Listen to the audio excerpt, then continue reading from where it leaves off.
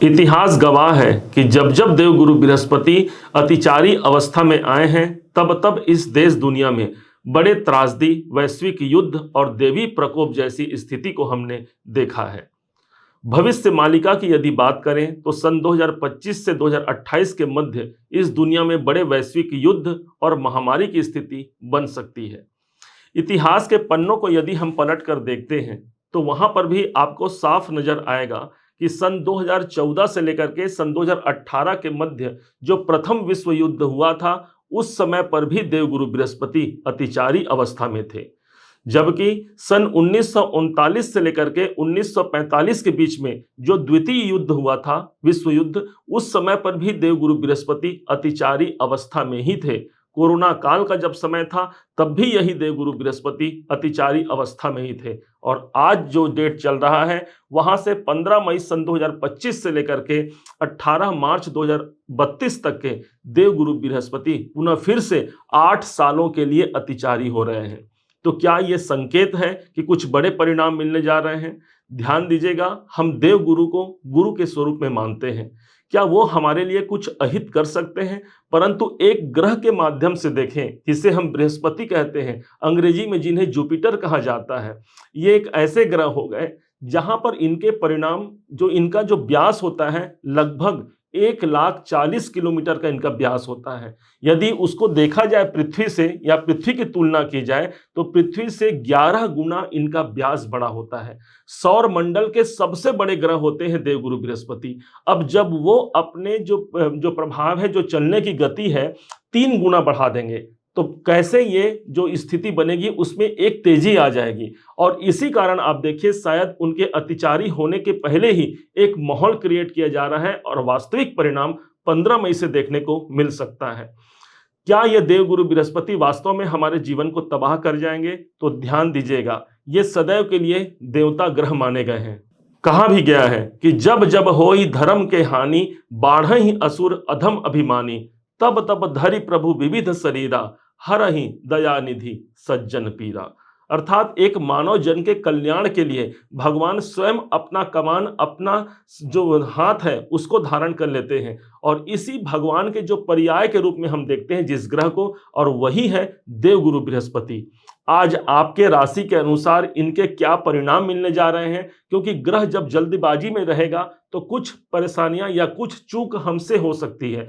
उसी चूक को हमको बदलना है और कैसे, क्या इसके उपाय किए जाएं जिसके माध्यम से इस अतिचारी गुरु के तरफ से जो मिलने जा रहे हैं दुष्परिणाम है उससे बचकर हम सफलता के मुकाम को हासिल करेंगे। हमने इस वीडियो को 3 भागों में विभक्त किया है, जहां पर एक डेट, दूसरा डेट और तीसरा डेट हम आपके सामने अभी रखने वाले हैं।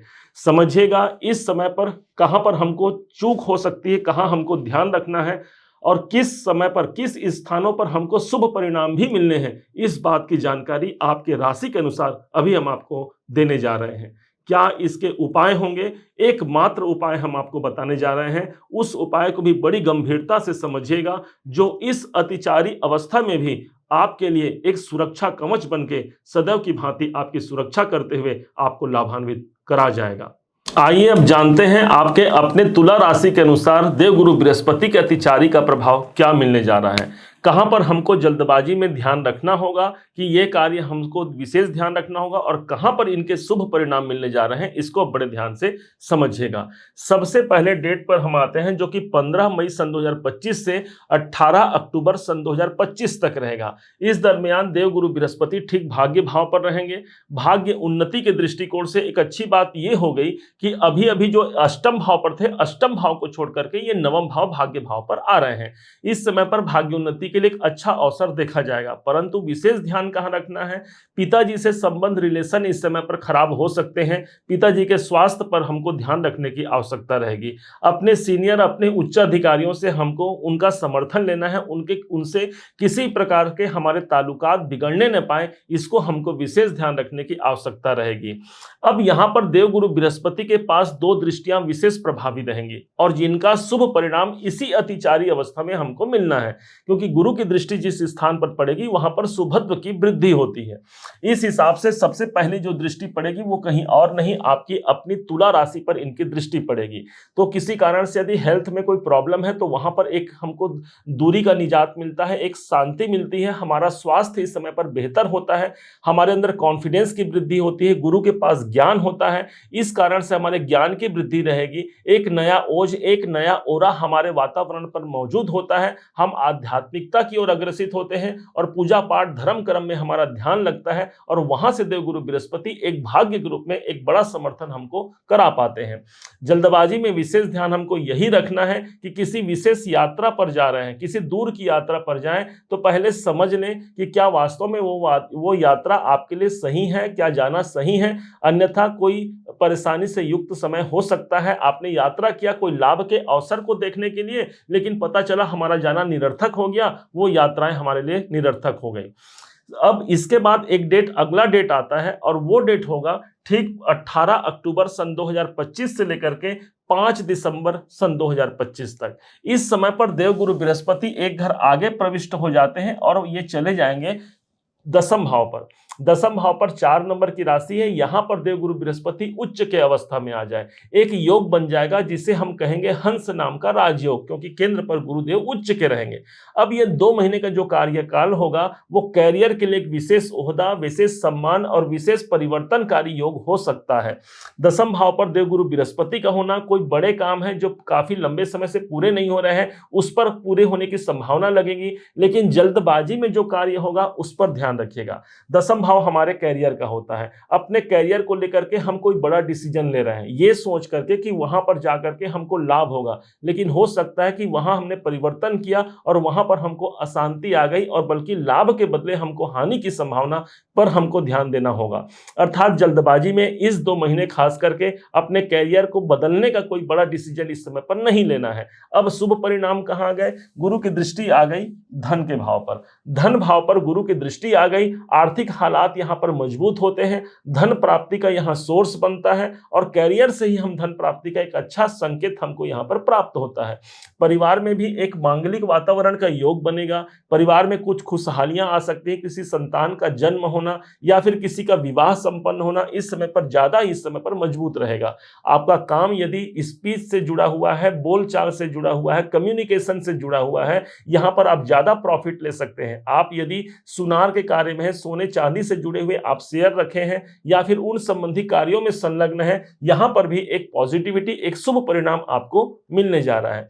देवगुरु बृहस्पति के पास जो इन 2 महीनों में जो प्रभाव रहेगा वो पड़ेगा सीधे हमारे 12वें घर पर। अब 12वें घर पर देवगुरु बृहस्पति का होना, एक 6ठे भाव पर इनकी दृष्टि होना दसम भाव से, जो लोग नौकरी पेशा हैं, नौकरी के लिए नया वातावरण तलाश कर रहे हैं, उनके नौकरी यहां पर फिक्स हो जाते हैं। परंतु हमने कहा ना, जल्दबाजी में कोई कार्य आप गलत मत कीजिएगा, जहां आप जा रहे हैं उस पर अच्छे ढंग से सोच समझ करके, वहां का मुआयना करके उसके बाद आपको कोई परिवर्तन का योग लाना है, अन्यथा रोग ऋण और शत्रु से संबंधित जो व्याधियां हैं, जो परेशानियां हैं, उससे हमको मुक्ति मिलती है। क्योंकि गुरु की दृष्टि जिस भाव पर पड़ेगी वो स्थान गंगा जल के समान पवित्र हो जाता है, अमृत की दृष्टि मानी गई है देवगुरु बृहस्पति की। अब वही दृष्टि हमारे रोग पर आ रही है, अर्थात स्वास्थ्य यहां पर अनुकूल होंगे, हमारे शत्रु यदि बढ़े हुए हैं तो उन शत्रुओं से हमको मुक्ति मिलती है, जॉब को लेकर के कोई प्रॉब्लम है तो उस जॉब के प्रॉब्लम से हम निजात इस समय पर प्राप्त करते हैं।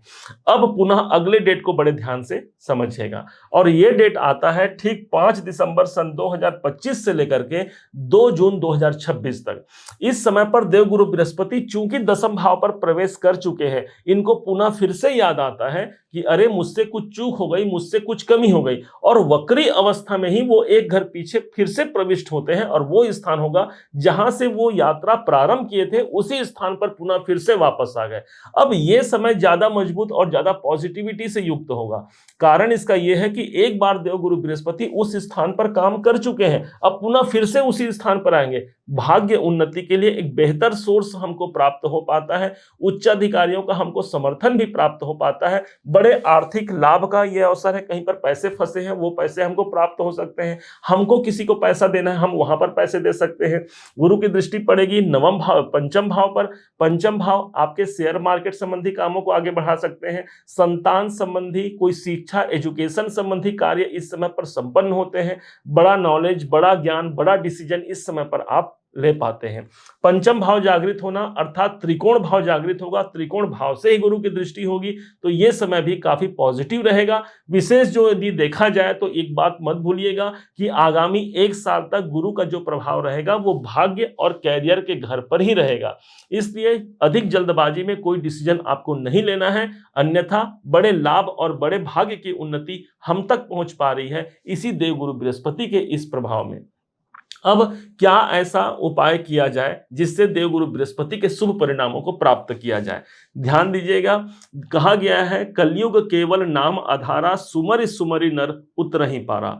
अर्थात कलयुग एक नाम आधार सबसे बड़ा है और नाम के महात्म को इतनी बड़ी महत्ता दी गई है कि एक व्यक्ति कुछ भी मंत्र जाप नहीं करता, कोई पूजा पाठ नहीं कर सकता, तो इस कलयुग में एकमात्र नाम स्मरण से अपने इष्ट देव के मंत्रों का या उनके नाम का आप सिर्फ जाप कर सकते हैं। राम राम राम, कृष्ण कृष्ण कृष्ण, हनुमान हनुमान, अर्थात जो आपके इष्ट हैं उनके नाम का जाप करना ही आपको इस भवसागर से पार करा करके भाग्य उन्नति और बड़े कैरियर के सफलता तक आपको पहुंचा पाता है। उम्मीद है आप सबने इसे समझा, आप सबने इसे जाना है। यदि आपने इसे समझा है, जाना है, मेरे समझाने का प्रयास यदि आपको सार्थक लगा हो, मेरे समझाने का तरीका यदि आपको सार्थक लगा हो, तो हर बार की भांति इस बार भी अपना प्यार भरा लाइक और कमेंट करना कभी मत भूलिएगा। और हाँ, यदि अभी तक आपने चैनल को सब्सक्राइब नहीं किया है, सब्सक्राइब जरूर कीजिएगा। पुनः एक बार फिर आप सभी का दिवस बहुत मंगलमय हो, इन्हीं शुभकामनाओं के साथ। जय श्री राम।